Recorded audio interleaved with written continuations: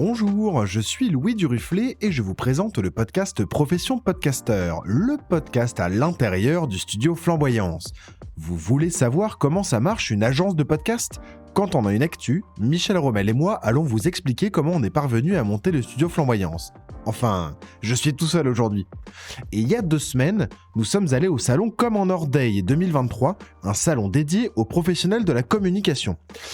Grosso modo, l'intérêt pour nous d'aller à ce genre de salon, alors c'est important, on y était en tant qu'exposant, en tant que start-up exposante, parce qu'il y a un coin qui est dédié aux start-up. L'intérêt de ce genre de salon, il est multiple. Non seulement il permet de découvrir tout ce qui se fait en termes de communication. Ça, c'est plutôt l'intérêt pour les visiteurs du salon, qui du coup viennent voir un peu tout ce pour savoir ce qui se fait, etc. L'autre énorme avantage, c'est que pour nous, on est visible auprès du coup du public et des autres stands. Ça, c'est clair. Et puis, ça permet aussi de rencontrer les gens dans un cadre qui est un peu autre. Un salon, c'est un peu une deuxième petite vie. Déjà, on vient la veille ou l'avant-veille pour préparer son stand. Alors nous, c'était particulièrement simple. On nous avait mis à disposition une télévision. On n'avait rien de particulier à mettre en place, à part prendre nos ordinateurs, des flyers, des petits bonbons, parce qu'on est touristique et locaux. Et donc, du coup, on avait pris des bêtises de Cambrai et des chucs du Nord, délicieux, les chucs. Je me suis aperçu que personne ne connaissait ce bonbon, alors que c'est délicieux, c'est une espèce de caramel lillois. C'est vraiment très bon, avec un petit emballage rouge et blanc. Je recommande très, très chaleureusement. Et donc, bon, nous, c'est assez simple. Il y en a même parmi, du coup, les startups, c'est un grand nom, mais en gros, les jeunes entreprises ou sociétés qui ont des choses plus ou moins élaborées, avec des drones, avec des téléviseurs, etc. Et il se passe plein de choses. Nous, on était venus avec le carré Pleine Image. Donc, la Pleine Image, c'est l'endroit dans lequel on a nos locaux, qui est aussi un endroit de promotion des industries créatives et numériques. Et donc, du coup, on s'y sent bien. C'est ne serait-ce que le nom Pleine Image, c'est un peu évocateur. C'est-à-dire que c'est un endroit dédié aux imaginaires. Donc, il y a plein de boîtes de jeux vidéo, etc. Nous, on s'y sent bien. On était un peu dans le carré, symbolisé par un tapis jaune. C'est un peu idiot, mais malgré tout, ça marche. Ça marque l'esprit. Et puis, on a vu également des réseaux partenaires, le réseau Place de la Communication, par exemple, qui est aussi un réseau dont on est adhérent et qui était là avec son propre carré. On a vu plein de gens, etc. Et c'est vraiment c'est une autre vie. En fait, on installe son stand et tout à coup, vroom, on voit toute la journée des dizaines et des centaines de personnes avec qui on parle, qui passent devant nous. Qu'on croise, dont on prend les infos, avec qui on échange, qui nous font des retours du coup sur ce qu'on propose, sur ce qu'on met. Nous, on avait mis 2 podcasts et demi à écouter. Je mets et demi parce qu'il y en a un qu'on a fait quasiment pas écouter. Il y avait le podcast des vœux de 2023, qui est celui qu'on oubliait, qu'on faisait pas trop écouter. Il y avait la présentation un peu classique du studio qui dure 1 minute, voilà, qui fonctionne bien, où on explique très simplement ce qui en est, ce qu'on fait et pourquoi. Et puis, on avait mis un extrait de Profession Podcasteur, un extrait de moins d'1 minute sur le GAPAS. Donc, c'est l'épisode, je crois, 28. Alors, j'ai un peu perdu le fil sur des comptes des épisodes, j'ai pas vérifié avant d'enregistrer, donc j'ai peur de vous dire une bêtise. Mais c'était un extrait qui était particulièrement parlant parce que ça montrait bien aussi dans d'autres genres de conditions. Qu'est-ce que ça peut faire quand on fait studio mobile, etc. Et pour quelque chose qui a du sens et on comprend tout de suite de quoi ça parle. Parce qu'on rentre dans le vif du sujet avec Cécile, avec Bastien, avec les autres, on rentre tout de suite dedans. Suzy, Jérémy, etc. Donc du coup, c'est un épisode qui était parlant, donc on a mis un petit extrait. Mais bref, ça permet vraiment de rencontrer, d'être au contact proche, et puis on croise des gens avec qui on prend jamais trop l'habitude de parler. On a croisé du coup certains de nos clients ou potentiels clients. Ça, c'était hyper sympa, qui du coup sont hyper fiers de nous revoir, de nous retrouver. On a vu Julien, un des chargés de communication du ministère de la Culture, qui est venu nous voir, nous faire un coucou, des gens avec qui on a pour parler depuis longtemps, des voix off, etc. Ça, c'est hyper, hyper enrichissant et ça fait du bien d'avoir ça. D'ailleurs, on a fait un petit micro-trottoir avec tous les gens qui étaient là. Et donc, du coup, je vous le fais écouter à partir de maintenant. Bonjour, je m'appelle Anne-Cécile, je suis community manager freelance. Moi, je suis Anne Fauvet. Étienne Demouy, je dirige l'agence JBL et président de Place de la Communication. Alors, Place de la Communication, c'est une association, c'est l'association de référente des métiers de la communication du marketing dans les Hauts-de-France. Oui, bonjour, donc Ganel Torres, je suis chargé de communication au département du Nord. Alors bonjour, je suis Nel Doutreline, je travaille pour le département du Nord en tant que chef de projet événementiel. Bonjour, moi c'est Mohamed Chouarfia, je travaille pour le département du Nord en tant que chargé de communication. Alors moi c'est Julie, je suis chargée de projet Trophy sur le Camp Nord. Salut, alors moi je m'appelle Marion, je suis étudiante à l'université de Lille à Infocom et du coup je suis mon apprentissage dans une boîte d'assurance sur Paris. Bonjour, alors moi je m'appelle Antonin et je fais partie de la même promotion que Marion et je travaille actuellement au sein de la SNCF pour l'Axe Nord chez TGV. Et du coup vous êtes venu aujourd'hui à Comme en Nord, vous avez des objectifs particuliers avec le salon ? En fait, en train de présenter notre démarche, le département globalement s'est engagé en fait dans une démarche de zéro déchet, s'engage aussi à modifier ses pratiques pour réduire son impact environnemental. Et donc nous, à notre échelle, on s'est aussi interrogé sur comment on pouvait agir à ce niveau-là. Une fois que le support est obsolète, qu'est-ce qu'on en fait ? Évidemment, on ne le jette pas. Et on s'est donc attaché à leur trouver une seconde vie. Et donc pour ça, on a effectivement imaginé donc un certain nombre de produits comme ça, upcyclés. Et donc effectivement, les kakémonos, les bâches, aujourd'hui deviennent des sacs, des pochettes pour ordinateur, des maquettes d'animaux et j'en passe. Et c'est ce qu'on présente donc aujourd'hui sur ce stand.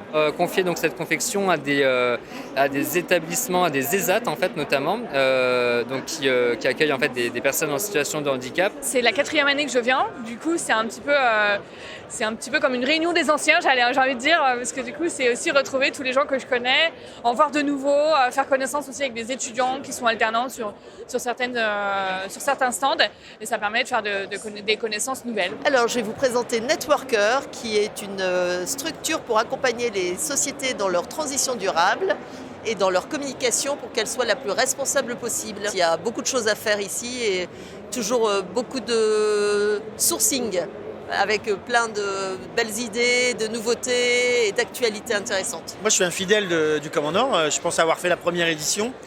Et donc, ce que j'apprécie cette année, c'est que c'est le sujet qui a été donné. Alors moi, j'aime bien le sujet de fond associé à la communication plus responsable et RSE.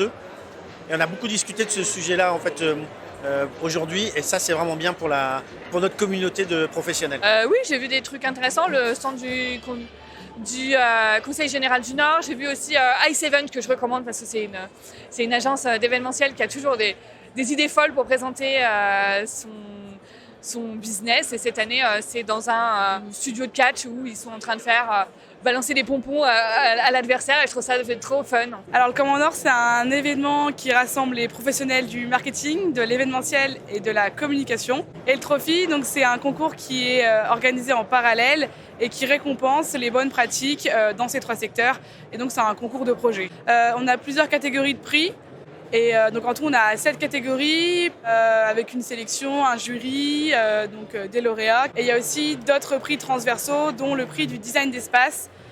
C'est pas mal déjà votre stand, on a commencé par là. Et il y a aussi des stands assez farfelus, si je peux dire. Donc un stand de lancer de hache par lequel on est passé.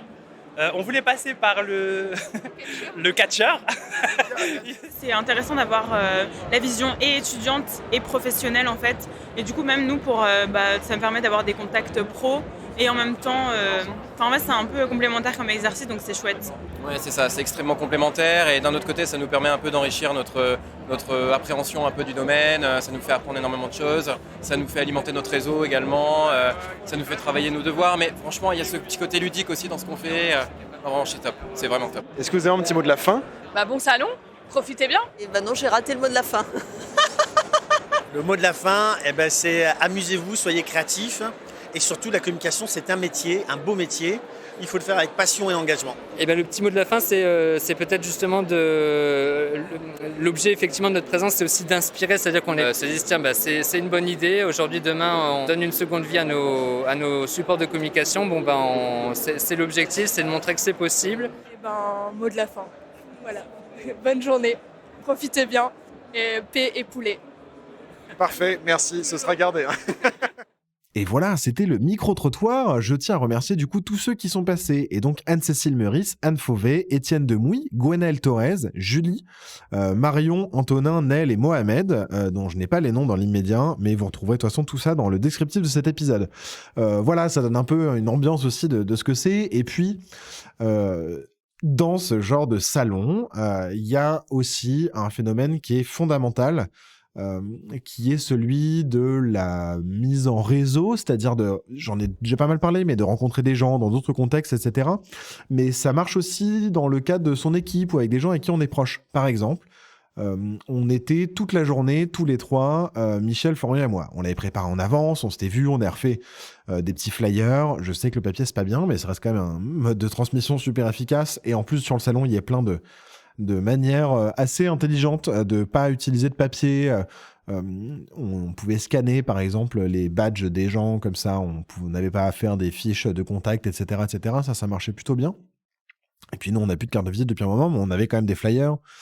On avait prévu, du coup, une petite présentation, un diaporama qui défile, qui présente des photos dans le contexte, etc.